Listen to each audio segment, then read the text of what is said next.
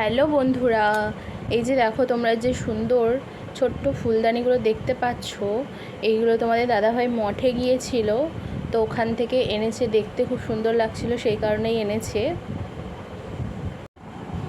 আর এইগুলো কি বলো তো, যেহেতু আমরা পিঠে করার সময় ঠিকঠাকভাবে বানাতে পারি না, কোনোটা ছোট কোনোটা বড় হয়, খুব ভালো হয় না, সেই কারণে সেই ঝামেলা থেকে মুক্তি পাওয়ার জন্য এই যে পিঠে বানানোর এই শেপগুলো এনেছে। তো যখন এইগুলোতে পিঠে বানাবো তখন তোমাদেরকে দেখাবো কেমন হয়।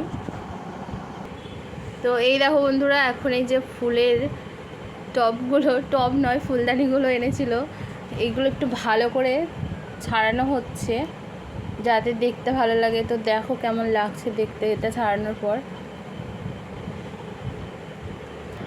তো এই দেখো ফুলদানিগুলো এরকম পুরোপুরি ছাড়িয়ে নেওয়ার পর কেমন লাগছে দেখতে। খুব ছোট্ট, কিন্তু সত্যি ভীষণ সুন্দর লাগছে দেখতে।